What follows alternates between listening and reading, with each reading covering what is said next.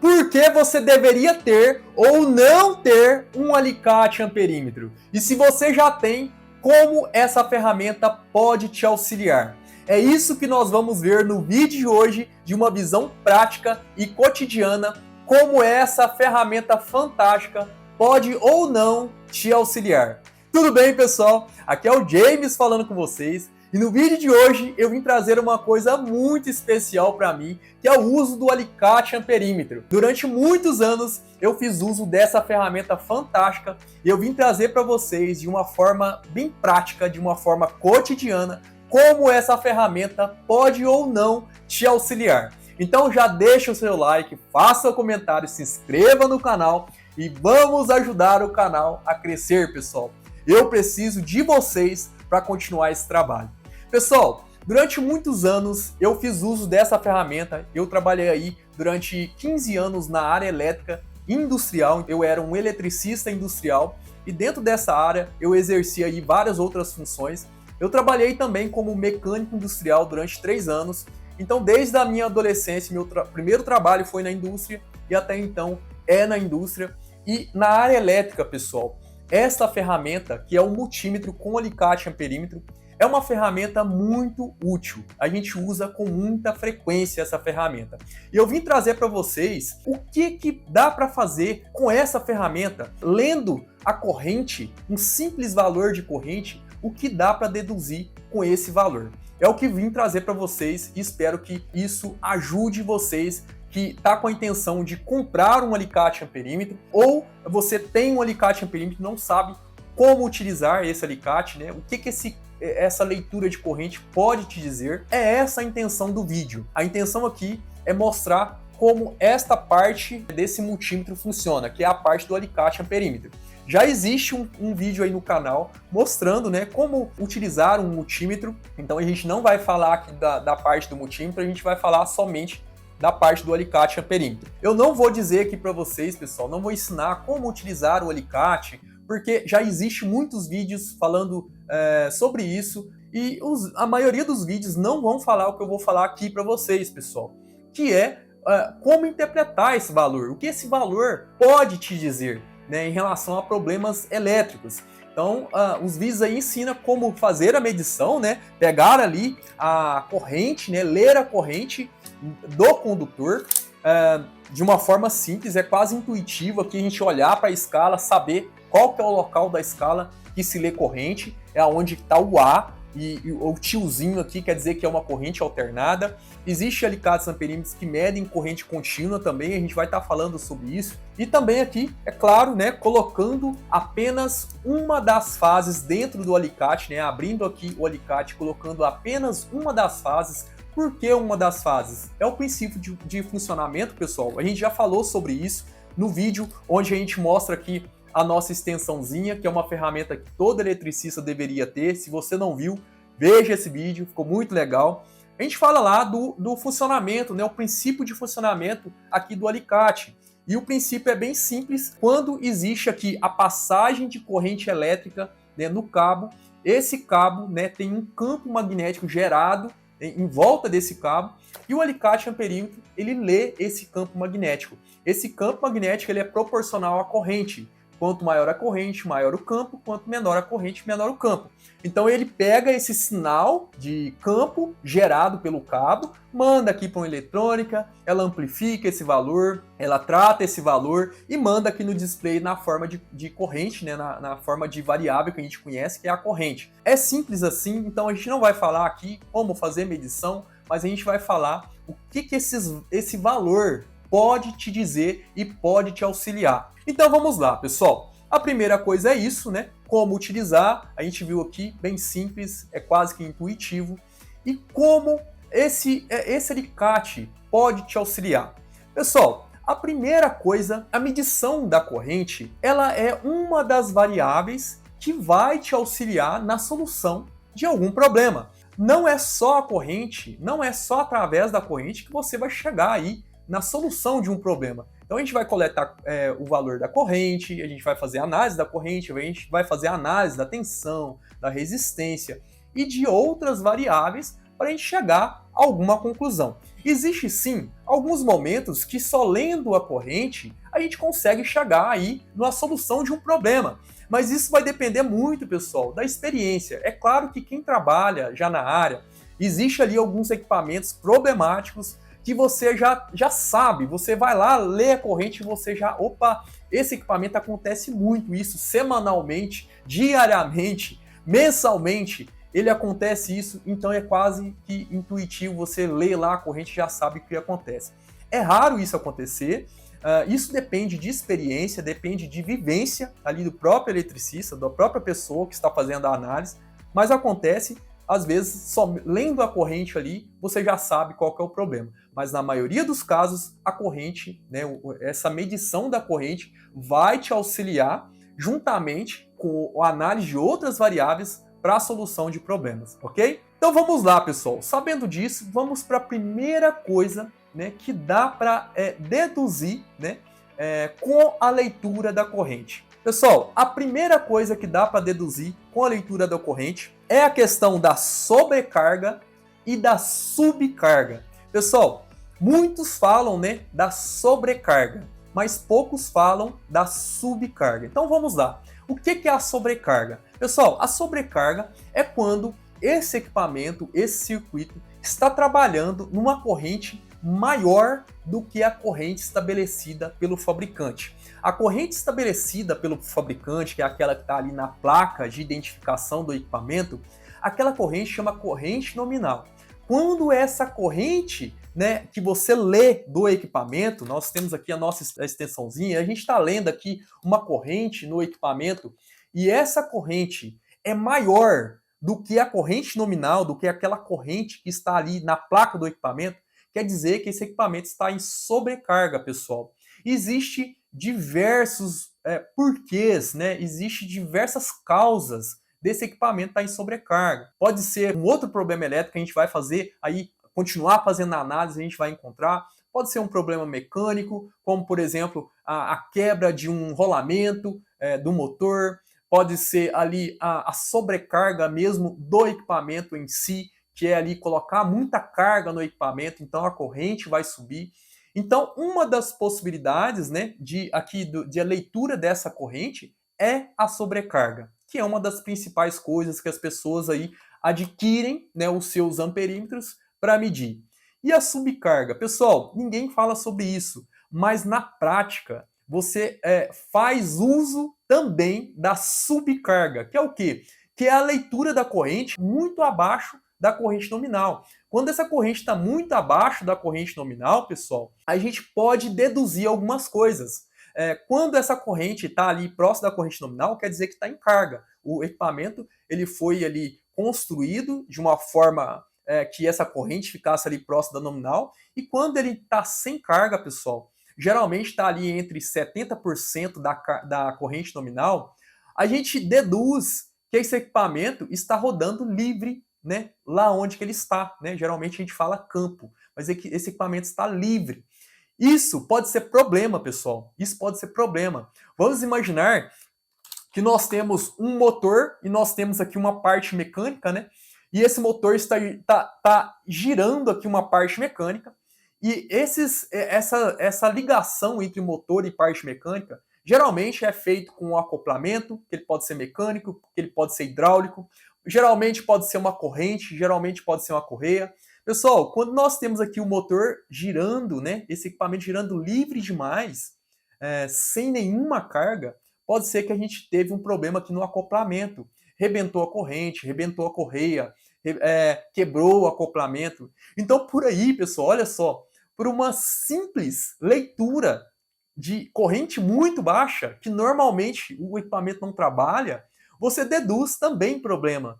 E isso acontece de verdade, pessoal. Às vezes a gente vai lá, mede a corrente, está muito baixa, e a gente já sabe que alguma coisa aconteceu no acoplamento entre parte elétrica e parte mecânica. Então, essa é a primeira coisa que dá para saber aí, lendo-se a corrente, né, utilizando esse carinha aqui. E já vale o like, viu, pessoal? Essa subcorrente já vale o like aí, beleza? Pessoal, a segunda coisa, pessoal, é o desbalanceamento de fases. O que é o desbalanceamento de fases? Geralmente, pessoal, o desbalanceamento de fases acontece em linhas trifásicas. Por que não acontece em linhas monofásicas, pessoal? Que a gente tem aqui o plug, né? Geralmente isso aqui é para linhas bifásicas ou monofásicas.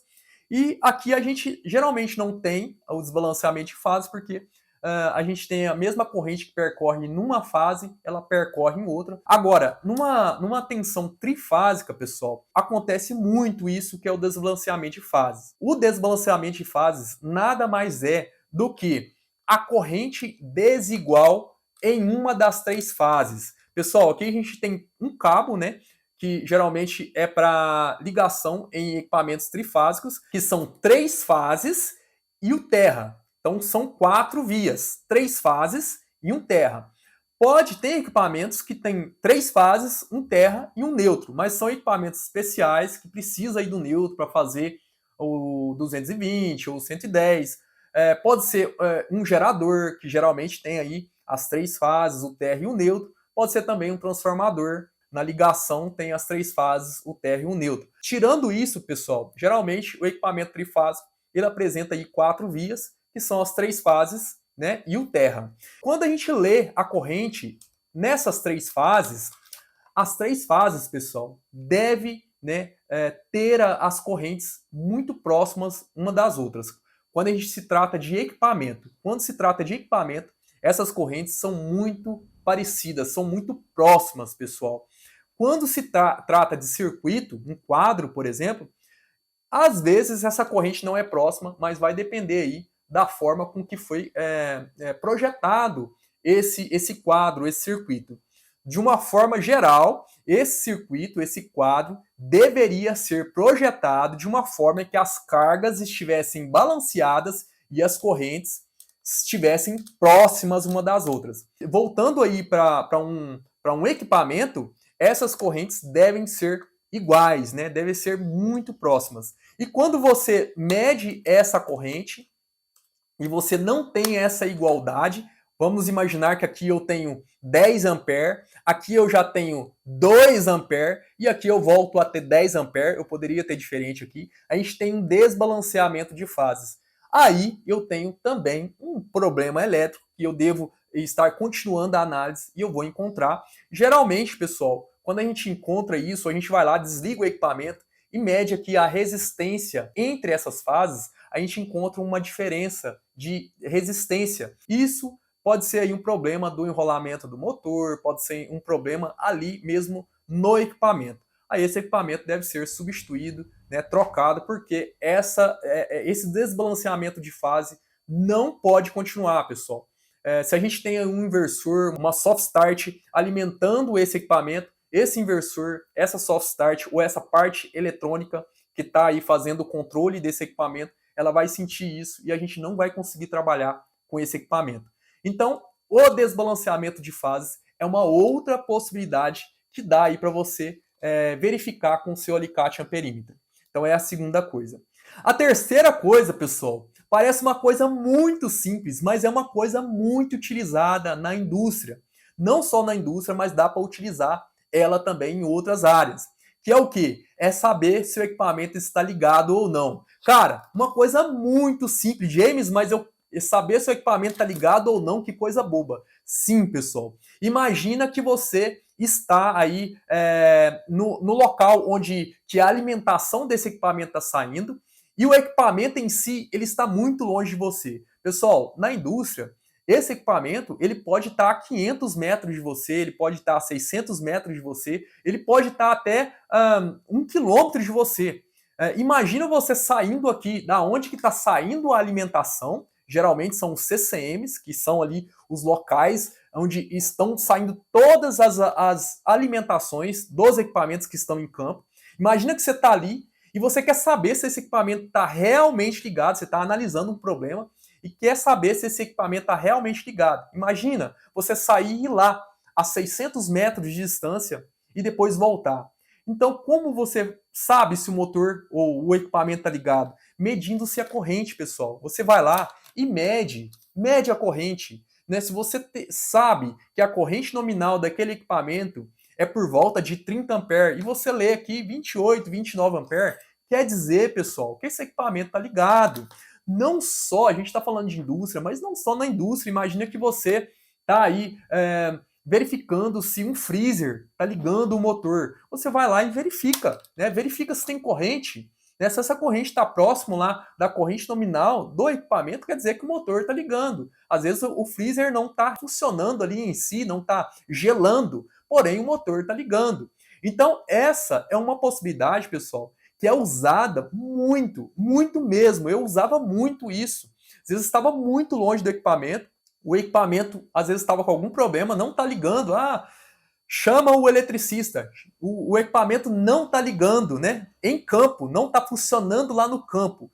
Porém, você chega ali na alimentação do equipamento, você mede a corrente e aparentemente está normal. O equipamento aparentemente está funcionando. Então a gente pode ter um problema aí no acionamento, né, na quebra do acoplamento, rebentou a corrente, rebentou as correias ou muitos outros problemas que a gente pode estar enfrentando, como por exemplo também, pessoal, acontece demais, que é o rompimento do cabo, né? Imagina que rompeu o cabo no meio do caminho. No primeiro momento fechou um curto, mas quase que por milagre. Porém, no segundo momento ele não está em curto. Isso acontece, pessoal, acontece. E quando liga o equipamento, né? Você bate ali os contatores, está tudo batido. Aparentemente ali na alimentação está sendo alimentado, porém não gira. O equipamento não funciona. E quando você mede a corrente, não tem nada. Então, pessoal, dá para saber, então o equipamento não ligou, né? Apesar de estar sendo alimentado, não ligou. Aí você continua a sua análise e com certeza você vai achar alguma coisa. Pessoal, saber se o equipamento está ligado ou não é simples, é uma coisa simples, porém, realmente é utilizado. Principalmente quando esses equipamentos, né, esse equipamento e a alimentação estão distantes um do outro. Vamos para a próxima possibilidade, que é a quarta possibilidade. Eu não poderia deixar de falar a respeito do consumo. Através da corrente, é possível também verificar o consumo. Lendo-se a corrente, né, desse equipamento, vamos imaginar que a gente está com um equipamento trifásico, lendo-se a corrente desse equipamento, ou um equipamento monofásico ou bifásico, a gente está aqui com o nosso freezer, lendo a corrente desse equipamento, juntamente com a tensão, se a gente sabe a tensão, então corrente vezes a tensão é igual a potência. Se a gente pegar essa potência, que é em watts, e dividir por 1000, nós temos uma potência, né, em quilowatts. Se a gente pegar essa potência em quilowatts e multiplicar pela quantidade de horas que esse equipamento está ligado, fica funcionando, nós temos o consumo em quilowatts-hora. E se a gente multiplicar esse consumo em quilowatts-hora pelo valor da tarifa que você paga aí da concessionária, nós temos o valor pago em reais. E é muito legal isso, pessoal. É muito útil. Às vezes a pessoa está aí querendo saber, né, se o consumo daquele equipamento está correto, né? A energia vem muito cara e você tem o seu alicate amperímetro aí, vai lá, mede a corrente, faz a análise. É claro que somente medindo ali naquele momento, talvez você não vai chegar numa conclusão que seja aí plausível. É claro que é necessária ali uma análise ao longo de um tempo, você fazer a análise, mas você pode ali pegar a corrente e saber qual que é o consumo, que é uma das possibilidades, que é a quarta possibilidade. A quinta possibilidade do uso do alicate em perímetro é na transferência de um sinal analógico. Como assim? Pessoal, como eu falei, existe alicates amperímetros que medem corrente alternada e corrente contínua. O que eu estou aqui na mão é um alicate que mede corrente alternada, e eu consigo ver isso através do tiozinho aqui, né? Um tio debaixo do A. Isso é corrente alternada. Existe alicates que medem corrente contínua. E eu já trabalhei com alicates assim, que media correntes na casa de 4 a 20 mA. São correntes muito baixas.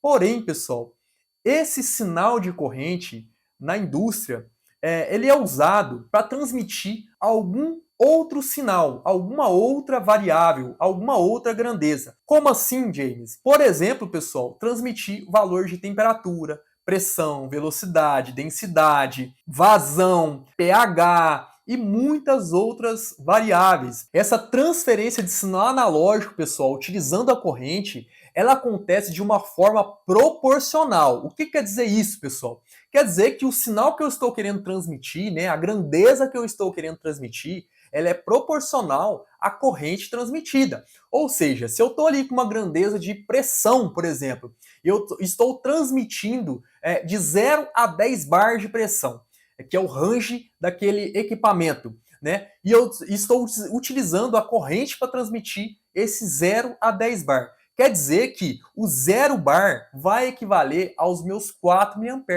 E o 10 bar vai equivaler aos meus 20 mA. Assim como se eu mudasse o range lá no equipamento, se ele fosse de menos 10 a 10 bar de pressão, então os meus menos 10 bar equivale a 4 mA. Assim como os 10 bar de pressão equivale aos meus 20 mA. E assim a gente tem essa proporcionalidade, pessoal, em todos os equipamentos que utilizam essa forma de transmitir sinal. Existem outras formas de se transmitir um sinal, como, por exemplo, de 0 a 10 volts ou de 0 a 5 volts. Existe também o de 0 a 20 mA. Mas o mais usual, pessoal, o mais simples, é o de 4 a 20 mA.